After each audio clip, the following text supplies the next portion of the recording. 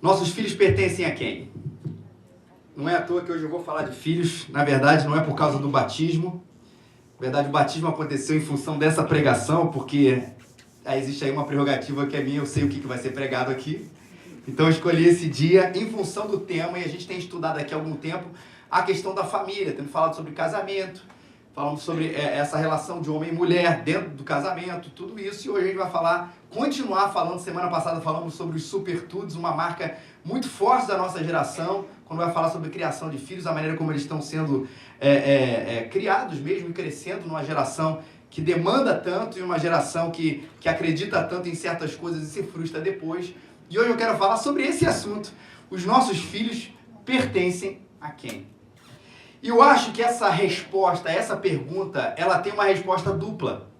Porque num certo sentido, gente, eles pertencem a nós, pais, como os seus guardiões. Não é verdade?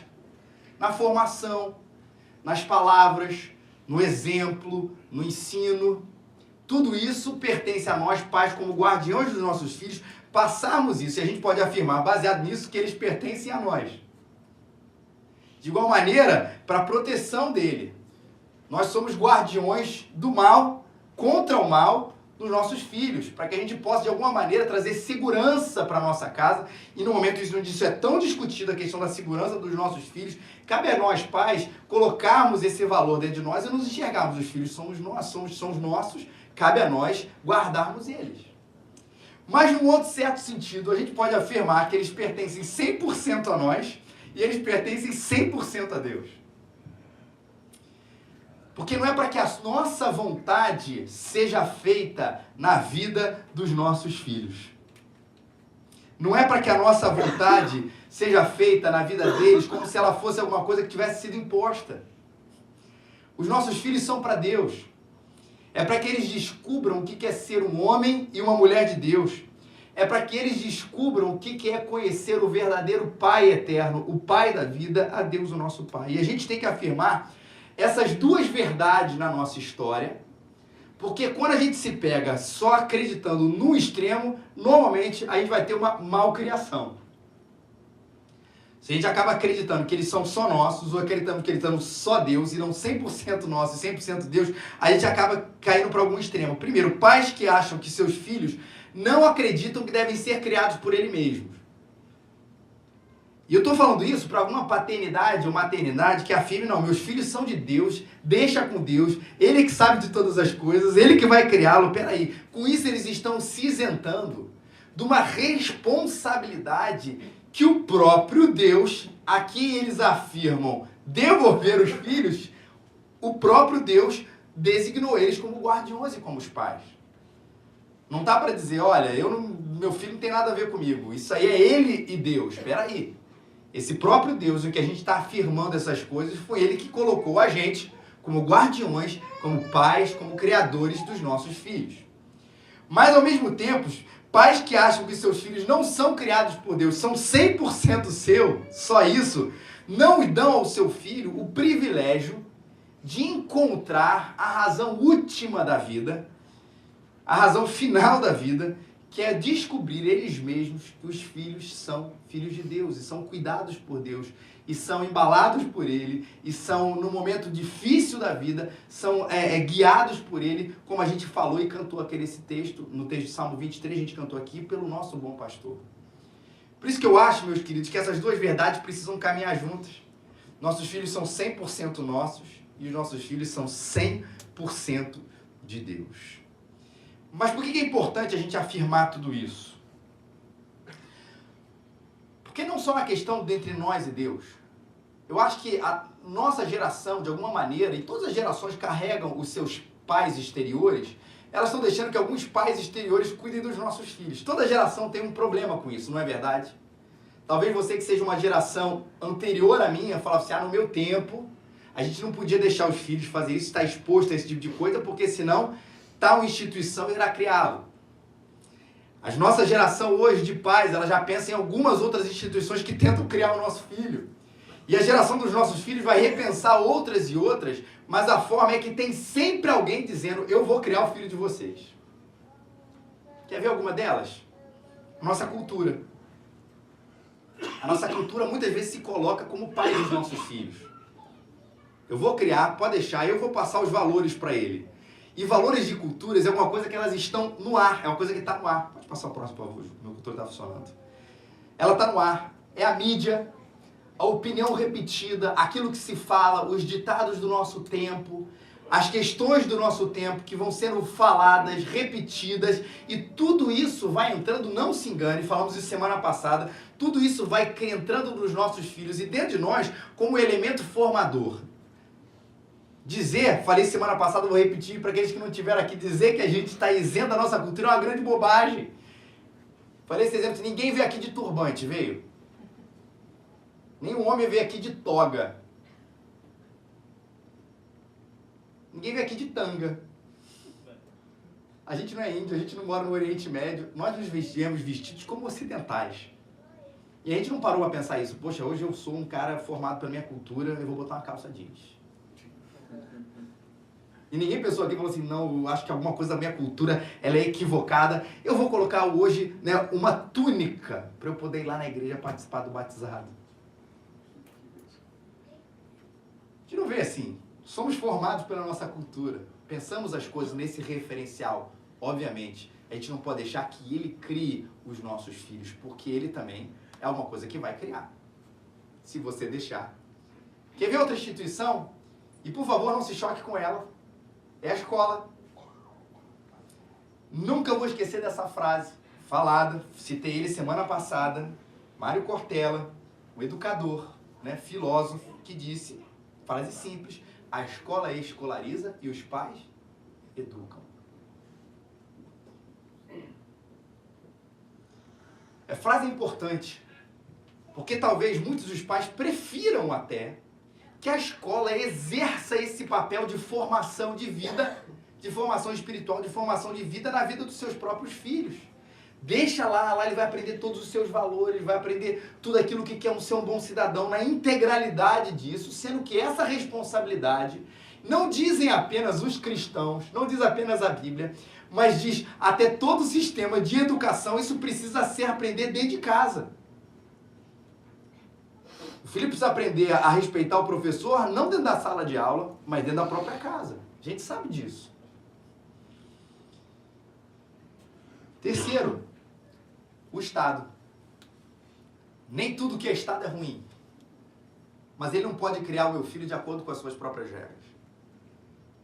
E é importante a gente afirmar e reafirmar isso, não apenas no nosso tempo, mas ciclicamente na história, vai se permitindo também que certas culturas, não às vezes dada pela mídia, mas pelo próprio Estado, vai se colocando como elemento formador da opinião do meu filho, sendo que essa é uma prerrogativa dos pais. E sabe um outro? Esse mais interno, um outro pai exterior dos nossos filhos, falei da cultura, da escola, do Estado, sabe o outro? O próprio filho, a si mesmo. Calma, eu não estou falando de autonomia, porque todo filho precisa desenvolver, isso também cabe aos pais, a sua própria autonomia. Mas nós, pais, precisamos protegê-lo contra as suas burrices. Nós, pais, precisamos protegê-los contra as suas imaturidades. É fácil a gente perceber isso quando eles são muito crianças. Quando eles são bebezinhos, é óbvio, poxa, filho, né? Tem 1 ano, 2 anos de idade. Abobrinha ou hambúrguer? O que você escolhe?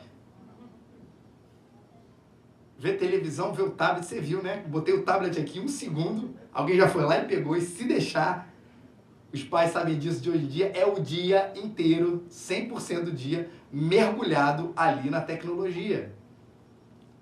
E no momento que eu digo não para ele, e que nós pais dizemos não a ele, nós estamos protegendo os nossos próprios filhos das suas decisões que não são sábias, das suas burrices, das suas estupidezes, que não se engane, nós como tínhamos a idade deles, também as tínhamos.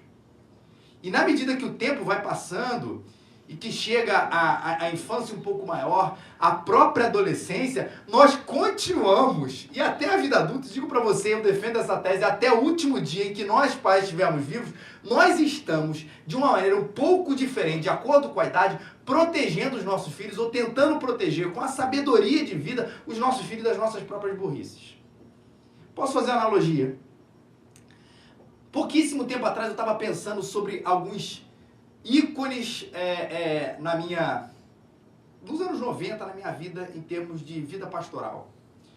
Gente a quem eu admirava profundamente, pela sua sabedoria nas escrituras, pela sua maneira como conduzia a igreja, pela sua maneira que você pregava. Provavelmente você já deve estar pensando num nome aí, duplo. E eu fiquei pensando, cara, que legal que seria se hoje eu, não estou no início, mas 10 anos, 11 anos como pastor, continuasse a ter esses caras como uma referência de sabedoria ao longo do tempo. Às vezes, né, Biel, a gente olha e fala assim, poxa, acho que a coisa rolou ao contrário. Senta aqui, meu ícone dos anos 90, deixa eu te ensinar algumas coisas. Foram perdendo a sabedoria. Foram perdendo o dom de ser mentores. O dom de serem... passarem tudo aquilo que ensinaram, a sua experiência de geração em geração, porque se meteram em furadas atrás de furadas. E nós, pais, não podemos cair no ícone, e esse exemplo foi para falar de nós, pais, não podemos cair nesses mesmos erros. Que ao longo do tempo, a gente exalta tanto a questão da geração da nossa juventude, e a gente precisa resgatar a geração, o exemplo da velhice, como um lugar de sabedoria para os mais novos. Mas pode ser uma coisa... Você que é um pouquinho mais velho, e falo isso para mim daqui a pouco, a gente precisa se colocar nesse lugar. Mas enquanto a gente estiver mais velho querendo ser coroa uhul, não vai dar certo. Quando a gente estiver mais velho e não se enxergar como esse lugar de mentor, com esse lugar de experiência, ainda que os nossos filhos, a gente sabe disso, vão dizer assim, pai, não enche o saco, pai, não quero te ouvir, pai, não sei o quê. Se a gente não se colocar nesse lugar, a gente vai deixar de ensinar muitas coisas positivas. Porque o fenômeno que a gente falou até semana passada, a adolescência tardia, não se engane, ela se estende também na vida adulta. Não tem problema se você tem 60 anos de idade e decidiu comprar sua primeira Harley Davidson e decidiu dar a volta na América Latina. Problema nenhum com isso. Seja jovem. Mas não esqueça de tudo aquilo que você ensinou, aprendeu um dia com as durezas da vida, com as dificuldades da vida, com o ensino das escrituras sagradas, com tudo isso, de passar para aquelas gerações que estão chegando mais aquilo que você experimentou, a sua experiência. Isso é sabedoria de nos proteger, nós filhos, nós pastores, nós profissionais, das burrices que nós mesmos cometemos pela nossa própria imaturidade. Como é que a gente faz isso? A gente entende o nosso objetivo como que Pai nos deu. E para isso eu quero ler um texto, Salmo 78, de 1 a 8. Você precisa de uma Bíblia? É só levantar uma das suas mãos. A gente vai entregar onde você está, nossa equipe de recepção, já com o texto aberto, tá? Talvez você nem saiba manusear uma Bíblia, não tem problema. A gente vai entregar uma Bíblia, é só você abrir o marcador de Bíblia, o marcador de livro, já está aí no Salmo 78. Você vai ver um número grandão, é o 78, número do Salmo, e vai ver um número de 1 a 8, que é o número dos versículos que nós vamos ler. E olha como essa sabedoria, né, do povo de Israel continua sendo uma coisa tão importante para os nossos dias. Salmo 78, de 1 a 8. Se você está lendo aí no seu aplicativo, a gente lê aqui a Almeida Revista Atualizada, século 21. E assim diz a palavra de Deus. Meu povo, escutai meu ensino. Inclinai os ouvidos às palavras da minha boca. Abrirei minha boca em parábolas. Proporei enigmas da antiguidade. O que temos ouvido e aprendido, e nossos pais nos têm contado, não os encobriremos aos seus filhos. Contaremos às gerações vindouras sobre os louvores do Senhor, o seu poder e as maravilhas que tem feito. Porque ele estabeleceu um testemunho em Jacó, instituiu uma lei em Israel, ordenando aos nossos pais que os ensinassem a seus filhos, para que a futura geração os conhecesse, para que os filhos que nasceriam se levantassem e contassem aos seus filhos, a fim de que pusessem a sua confiança em Deus e não se esquecessem das suas obras, mas guardassem os seus mandamentos. E que não fossem como seus pais, geração teimosa, rebelde, geração inconstante, cujo espírito não foi fiel para com Deus. O que é que cabe a nós, pais, como missão, à luz desse texto que a gente acabou de ler aqui, Salmo 78? Primeiro, o privilégio de contar aos nossos filhos sobre o que Deus tem feito. Esse papel é nosso. A Bíblia diz, contar aos nossos filhos ou às próximas gerações. E quando o Asaf, que escreveu esse texto, esse salmo, está falando isso, ele está falando da geração mais imediata de filhos biológicos, mas também está falando da geração dos próximos filhos dos outros, ou a próxima geração de pessoas, dos jovens, de contar a eles tudo aquilo que o povo havia experimentado, da sua sabedoria, da sua experiência, e cabe a nós pais, aí pegando isso aqui especificamente para nós pais, contar aos nossos filhos o que Deus tem feito. Olha o que ele diz, louvores do Senhor, o seu poder e as maravilhas que ele tem feito.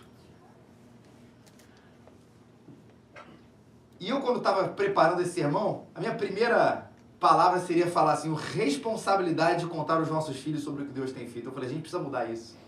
Não que isso não seja uma responsabilidade, entenda bem, mas acima de ser uma responsabilidade, ela se constitui para nós um privilégio.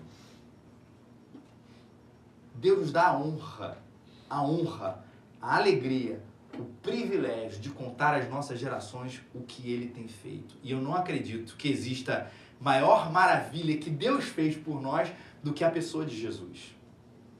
O Salmo está dizendo de tudo aquilo que Deus havia feito, dos louvores do Senhor, ou razões para louvar a Deus, o poder, as maravilhas. E não se engane, a maior maravilha que o povo de Israel, que um judeu naquela época contaria para o seu filho, a maior maravilha era a abertura do Mar Vermelho, de como um dia o povo de Israel foi liberto do Egito. Um dia eles eram escravos, Deus um dia os tirou de lá, quem acompanha a novela da Record sabe muito bem disso, Deus um dia os tirou de lá, eles atravessaram o Mar Vermelho, naquele grande milagre que aconteceu e pronto, foram em direção a uma terra prometida, história de Israel em um segundo. Só que a gente sabe, quando a gente vai para as páginas do Novo Testamento, após Jesus, a gente vai descobrir que até esse milagre tão milagroso, que até esse poder tão poderoso não se equivale à maior bênção que Deus já fez, que foi mandar o seu Filho Jesus por nós. E a gente precisa entender que isso é necessário para contar às pessoas, mas principalmente dentro da nossa própria casa. Tenha esse privilégio, conte aos seus filhos sobre Cristo Jesus. A gente compartilha tanta coisa, a gente compartilha tantas histórias, a gente conta a eles tantas histórias importantes, que são lúdicas, na boa formação, mas a gente não pode deixar de falar para ele da maior história já contada, que não foi apenas o nascimento que nós celebramos no Natal, mas foi o nascimento, a vida, a morte e a ressurreição de Jesus. Por que essa história ela é tão importante? Porque todos nós precisamos saber das nossas origens. Quando a gente fala de Jesus, a gente está falando das nossas origens, que a Bíblia já nos ensina que desde o início nós temos um defeito de fábrica. Nós somos pecadores, é a afirmação bíblica. Isso quer dizer que quando a gente tenta fazer o bem, a gente não consegue. Que por mais que você tente falar assim, eu sou um cidadão de bem, quando a gente olha para as nossas motivações, quando a gente olha para as nossas intenções, a gente vai descobrir que por melhor que a gente saiba, que a gente seja as nossas intenções, nossos desejos de fazer as coisas, a gente tenta, mas não consegue. Por quê? Existe um probleminha dentro do ser humano chamado pecado. E esse pecado levou a gente à separação entre nós e Deus. E ao contrário do que o senso comum diz, nem todos somos filhos de Deus. Somos criados por Ele, criaturas dele. Mas por natureza, nós somos rebeldes diante dele por causa desse probleminha chamado pecado. E não há nada que eu e você possamos fazer, nenhuma caridade, nenhum gesto que pode nos ligar ao próprio Deus. Mas Deus foi tão amoroso, tão amoroso, tão amoroso, que Deus amou o mundo de uma maneira tão grande que Ele enviou o seu Filho para resolver essa história. E quando Jesus vem, Ele pega os nossos pecados, leva sobre si, morre naquela cruz, pagando o preço que era eu e você deveríamos pagar, o preço dos nossos pecados. E quando a gente crê em Jesus, e os nossos pecados são perdoados, e os nossos pecados são tirados de nós, porque Ele levou sobre si as nossas dores, nós nos tornamos filhos de Deus.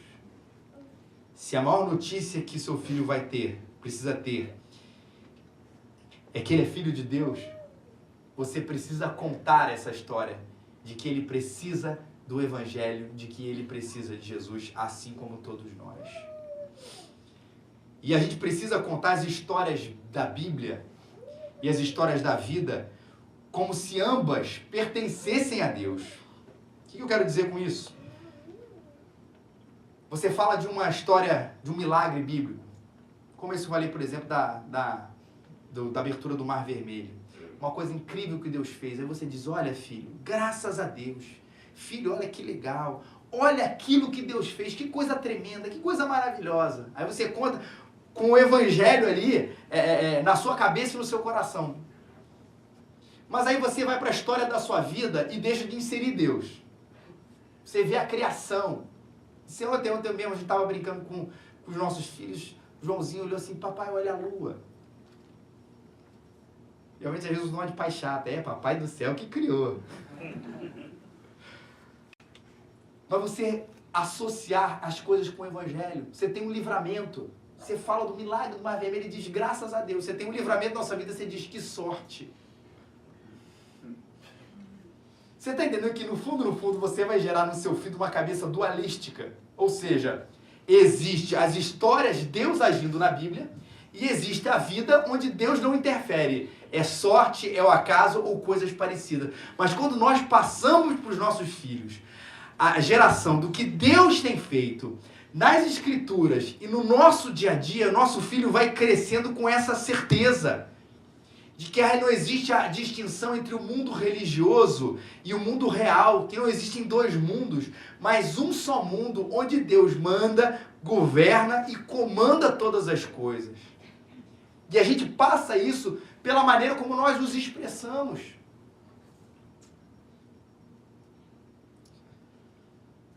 Sexta-feira a gente teve um probleminha de saúde lá com o João. E aí foi aterrorizador para o nosso coração. Não vou entrar em nenhum detalhe sobre esse assunto, mas graças a Deus está tudo bem, não aconteceu nada. Liguei para minha médica particular, minha cunhada, falei assim, Raquel, está acontecendo isso. Aí ela falou assim, a gente precisa ir no pronto-socorro. A gente estava se preparando já, tentando acalmar o nosso filho, se preparando para ir para o hospital e tudo. Quando eu fui trocar a fralda dele, tirei a roupinha, tudo havia sumido. A gente, ufa, aquilo que a gente ia levá-lo no hospital de emergência já não estava mais lá. Aí eu falei assim, Raquel, olha só, eu não quero tirar Deus da história. Eu falei isso para ela assim, mas biologicamente, o que aconteceu? Estou tirando Deus dessa história. O que aconteceu? Ela, não, isso. Mas no fundo, e eu mesmo, a luta contra mim, eu falei assim, cara, eu não posso começar a acreditar que aconteceu apenas uma grande coincidência, mesmo que isso tenha uma explicação absolutamente razoável, verdadeira e legítima dentro da biologia, dentro da medicina. O fato de ter uma explicação não quer dizer que Deus não estava no controle de todas as coisas. Vocês entenderam a diferença? O fato de, olha, eu tive um livramento, a polícia chegou, exemplo, mas a polícia chegou porque alguém viu, né? E aí ligou para a polícia e o cara chegou. Ok, tem uma explicação razoável de sequência lógica, mas isso não quer dizer que Deus não estava por trás de toda essa história. E isso é fé. Mostrar apenas não apenas um Deus que interfere na sobrenaturalidade, mas um Deus que comanda a naturalidade da nossa vida. E é isso a gente passa para os nossos filhos, dizendo que maravilha que é o Mar Vermelho, que maravilha que foi Jesus e que maravilha que Papai do Céu livrou a gente hoje. É por isso que a gente é importante resgatar um hábito tão importante de orar antes das refeições, que para muita gente virou um grande ritual. A gente vai orar, né? A gente vai aqui na refeição e tem que orar e falar com Deus antes. Mas por que isso? É Senhor. Na naturalidade de tudo, sim, eu trabalhei, sim, eu ganhei dinheiro, sim, eu fui a um supermercado, comprei lá 1 quilo de feijão a R$72, né? Comprei 1 quilo de arroz, tudo isso, botei, fiz a panela, liguei o fogo, veio o gás da rua, tudo isso, óbvio, tem uma sequência lógica de fatos. Mas, Senhor, muito obrigado, porque foi o Senhor que proveu o pão nosso de cada dia. Isso é um privilégio de formar uma geração, os nossos filhos, de contar aos nossos filhos o que é que Deus tem feito. Privilégio nosso, papai e mamãe. O privilégio de formar uma geração que conheça a Deus. E o Salmo descreve essa geração. Não é uma geração que vai à igreja, mas uma geração que conhece a Deus. E existe uma história gritante, ou existe uma diferença gritante entre uma coisa e outra. Nós aqui, diante de Deus, prometemos ao nosso filho Arthur, né? Prometemos diante de vocês que nós levaremos o nosso filho Arthur com assiduidade à igreja. É óbvio que isso é importantíssimo. Porque ele aqui aprende o evangelho, aqui ele é cuidado, aqui ele tem o contato com outras pessoas que têm a mesma fé, isso influencia, é maravilhoso. Mas existe uma diferença incrível entre ensinar o nosso filho à igreja e ensinar o nosso filho a amar a Deus. Vou contar uma história que muitos de vocês aqui já conhecem. E é uma história verídica. Numa reunião durante a semana de um pastor, esse pastor é lá de Juiz de Fora, a moça se levantou e falou assim: pastor, olha, eu tô chateada porque meu filho não quer mais ir à igreja. Tô chateado porque desde pequenininho eu levo ele, desde cedo, insisti com ele a vida inteira, levei ele para isso, levei para aquilo, falei da importância, mas chegou um momento que, enfim, meu filho não quer mais a igreja. A pergunta dela: pastor, onde é que eu errei? E aí que ele lançou essa grande pérola aqui, alguns irmãos já conhecem. Minha irmã, não ensine o seu filho a ir à igreja. E a mulher ficou horrorizada. O reverendo presbiteriano dizendo que o filho não ia mais à igreja. Não é isso. Ele falou: ensine o seu filho a amar a Deus. E ensinando o seu filho a amar a Deus, naturalmente, ele vai amar a igreja e querer ir a ela. A gente começa pelo segundo ponto, que também é importante, ensiná-lo a ir, porque ele ainda não tem tanto discernimento. Mas no momento em que ele ama a Deus, essas outras coisas vão ser acrescentadas. A gente não quer formar uma geração que trabalha na igreja, não quer formar uma geração que acredita na existência de Deus. Tudo isso é bom, mas a gente quer formar uma geração que conhece a Deus, e isso é diferente. E olha como é que o Salmo 78 explica pra gente. Quem conhece? Versículo 7. A fim de que pusessem sua confiança em Deus, não esquecessem das suas obras, mas guardassem os seus mandamentos. 3 coisinhas aqui, nesse salmo presbiteriano. Conhecer a Deus é aquele que põe a confiança em Deus. Como eu falei, não é só a igreja, não é só trabalhar na igreja, não é só servir na igreja, é aquele que põe a sua confiança em Deus. E para mim, é a maneira mais prática de mostrar que a fé em Deus é absolutamente real. A confiança não se traz em discurso.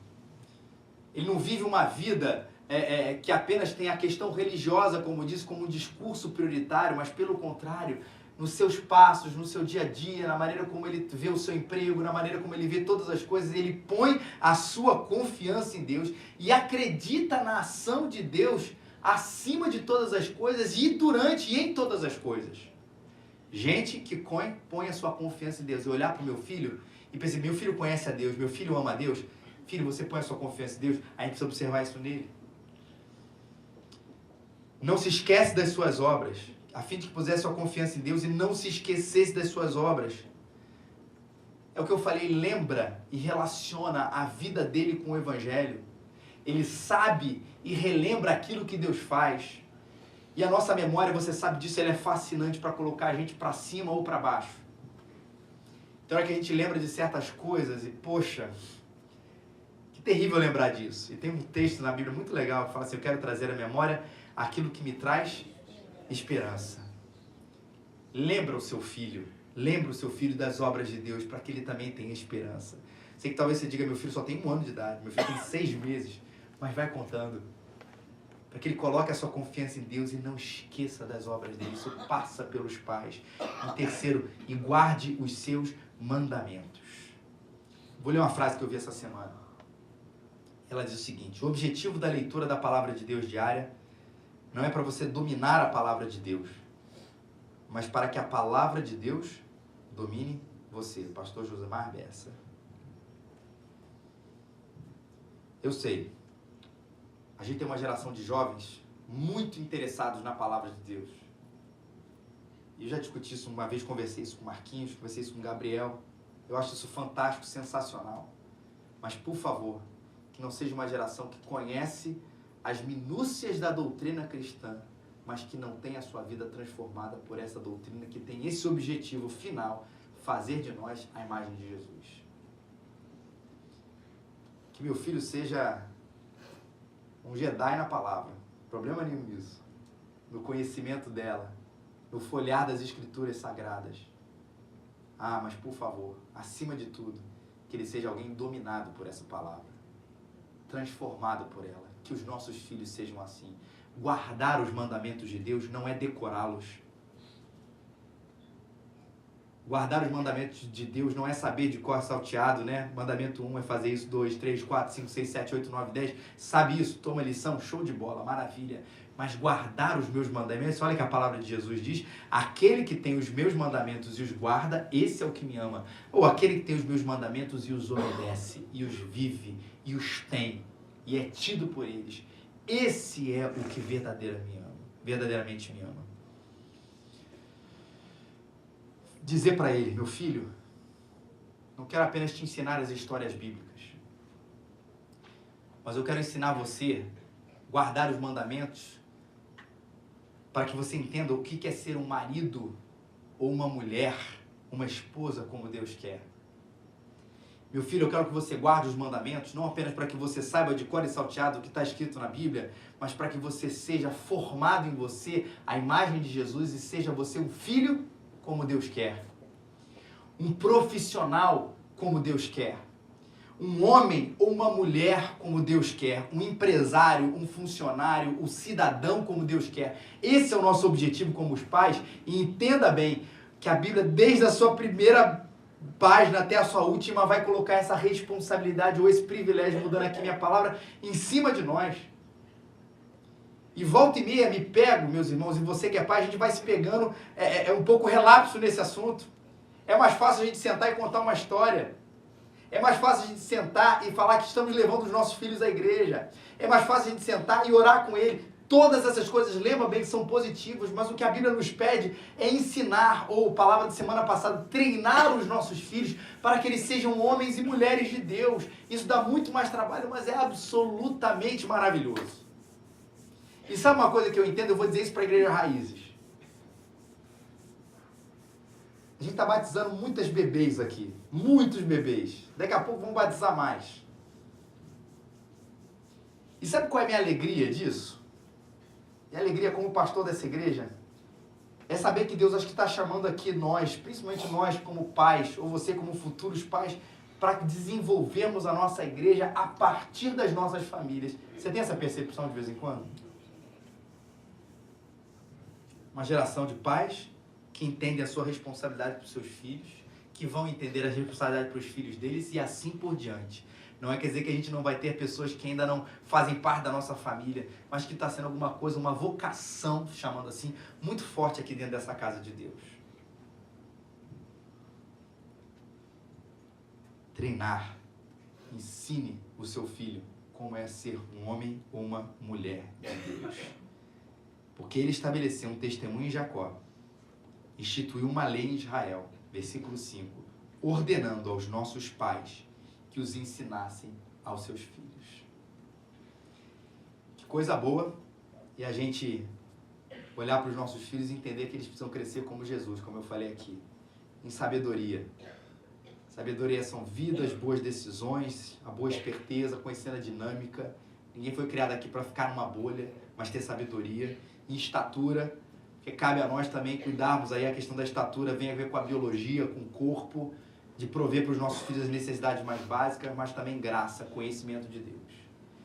Crescer os nossos filhos como Jesus. Sabedoria, estatura e graça. E por último, o privilégio de formar uma geração que deseja fazê-lo conhecido. Para que a futura geração os conhecesse, e lembra, para que os filhos que nasceriam se levantassem e os contassem a seus filhos.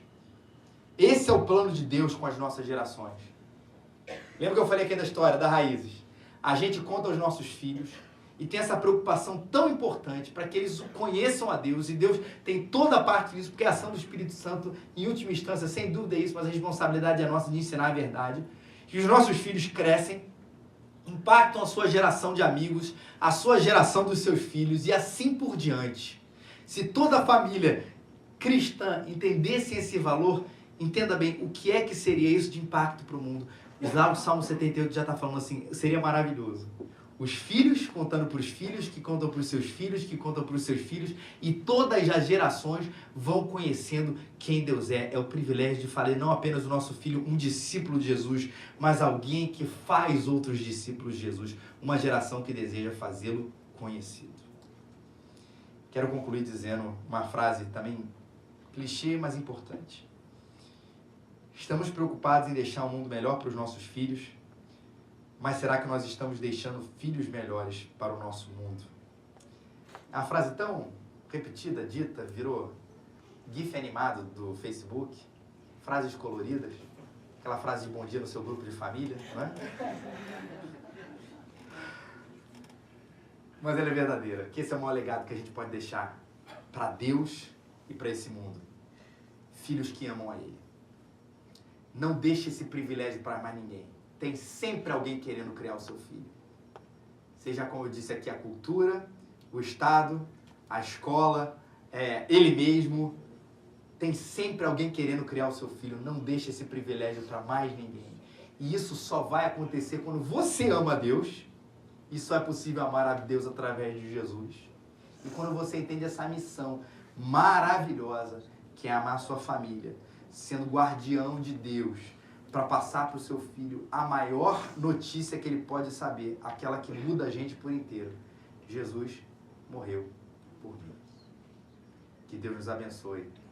Que Deus abençoe a gente como família. Que Deus abençoe a gente demais como pai, gente. Para que a gente entenda essa grande missão, onde todas as outras coisas estão subjugadas, e isso é verdade, a esta grande missão de amar e de formar uma geração nova nas nossas casas, nas nossas famílias e assim por diante, na nossa igreja, na nossa sociedade. Gente que ama a Deus, e o resto nos será acrescentado.